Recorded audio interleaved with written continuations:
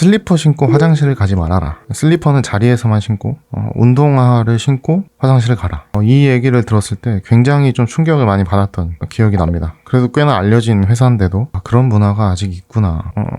엄마 아빠가 시켜서 공부를 했을 때에는 공부하기도 싫었고 공부를 해서 잘 한다고는 하지만 그게 저한테 큰 의미가 되지는 못했죠. 그래서 해야 해서 하는 거랑 하고 싶어서 하는 거랑은 각각 다른 의미를 가지고 있죠. 이 외적 동기가 오히려 행동을 유발하는 것을 저해하기도 한다고 합니다.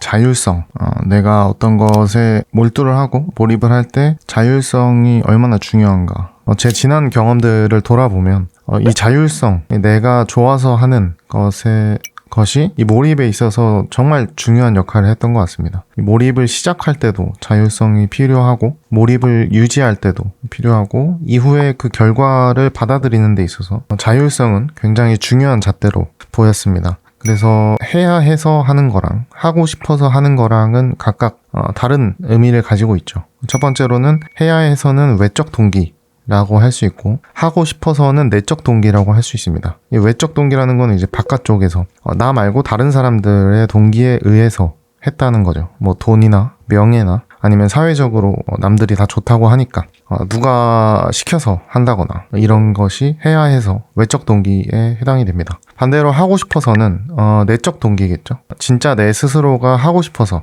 재밌어서 잘해보고 싶어서 열심히 해보고 싶어서 아니면 뭐 이렇게 여러 가지 이유로 스스로 자발적으로 하는 것을 뜻합니다. 특히나 요즘 심리학 연구에서는 이 외적 동기가 오히려 행동을 유발하는 것을 저해하기도 한다고 합니다. 특히나 또 이 몰입 부분을 한평생 연구한 칙센트 미하이라는 연구자가 있는데 그분이 쓰신 책을 보면 몰입을 영어로는 플로우라고 표현을 합니다. 그러니까 흐름이라고 표현을 하는데 여기서는 외적 동기로 인해서 어떤 행동을 시작을 하면 거기서는 몰입이 거의 일어날 수가 없다. 반대로 자발적으로 스스로 이제 선택한 행동은 거기서는 대부분의 몰입이 일어나게 된다라고 설명을 합니다. 제 경험에서는 저도 마찬가지였죠.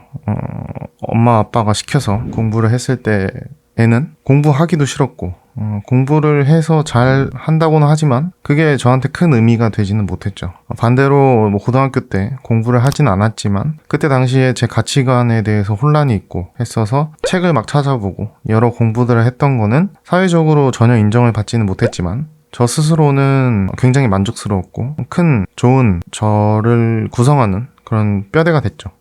데스 라이언이라는 분이 공동 연구를 하신 건데 내적 동기로 시작한 일과 외적 동기로 시작한 일, 이 두 일이 결과가 같더라도 우리의 인생에 주는 영향, 그리고 우리 인생이 받아들일 때의 자기 효능감이 다르다고 얘기를 합니다. 제가 이제 회사를 다닐 때도 굉장히 일의 의미를 느끼기가 어려웠습니다.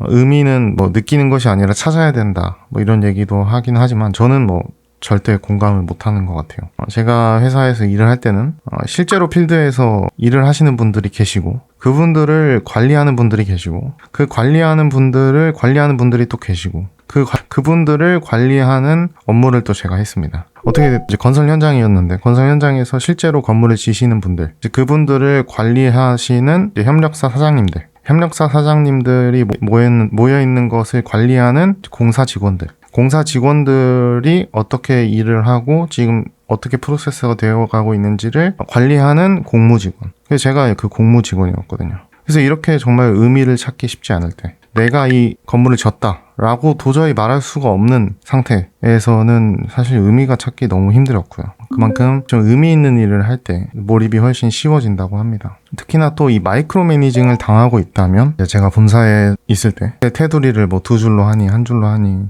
글씨 크기를 좀 줄여보는 건 어떠니 도장을 선에 맞게 찍어야 되니 안 되니 서체를 바꿔야 되니 여기까지는 보고서 형식일 수 있으니까 인정한다고 합시다. 근데 이제 슬리퍼 신고 화장실을 가지 말아라. 슬리퍼는 자리에서만 신고 운동화를 신고 화장실을 가라. 이 얘기를 들었을 때 굉장히 좀 충격을 많이 받았던 기억이 납니다. 그래도 꽤나 알려진 회사인데도 그런 문화가 아직 있구나. 그래서 여기서부터는 좀 스트레스를 많이 받았던 것 같아요. 어쨌든 이런 마이크로 매니징과 또 이상한 문화는 부하 직원의 사기를 저하시킬 수 있고 창의성을 결여되게 만들고 회사에 대한 주인의식을 떨어뜨리게 됩니다. 그래서 결국에는 업무 생산성이 떨어지게 되겠죠. 참, 그거를 왜 상사분들은 모르시는지 모르겠지만 어쨌든 반대로 우리가 게임을 할 때는 즐거움을 느끼죠. 근데 게임에서 요새 나오는 이제 게임들을 보면 보통 오픈월드 게임 그리고 자유도가 높은 게임이다 이렇게 설명들을 합니다. 근데 게임 속에서 이런저런 퀘스트도 하긴 하지만 기본적으로 내가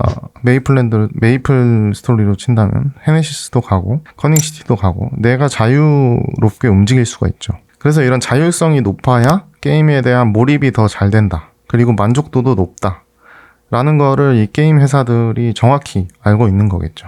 근데 우리 상사들은 그걸 잘 모른다는 점이 아쉽기도 합니다. 그리고 또 제가 군대에 갔을 때 조금 뭐 이상한 예일 수도 있는데 군대에 갔을 때도 해병대에 간 친구들은 해병대를 내가 선택해서 갔다. 자발적으로 왔다라는 의식이 좀 셉니다. 그래서 훈련이나 뭐 얼차려를 할 때도 심지어 얼차려를 할 때도 이거는 좀 더 적극적으로 임하는 게 있는 것 같기도 합니다. 저도 물론 이제 해병대밖에 못 봤기 때문에 다른 부대는 어떤지 모르겠습니다만 훈련병 때도 정말 힘들었지만 내가 왜 선택을 했을까 이렇게 후회를 하긴 했지만 그래도 내가 선택했으니까 버텨봐야겠다 이런 생각이 있었던 것 같아요. 특히나 이 칙센트 미아이 몰입을 연구하신 분은 이 몰입이라는 경험이 인생에서 가장 찬란하고 가장 행복한 순간 이라고 얘기를 합니다. 저도 좀 그렇게 생각하는 것 같아요. 인생을 돌아봤을 때 아니면 지난 일주일만 돌아보더라도 내가 정말 몰입해서 내 것을 하고 내 것을 만들고 이런 시간들이 정말 행복했던 것 같거든요.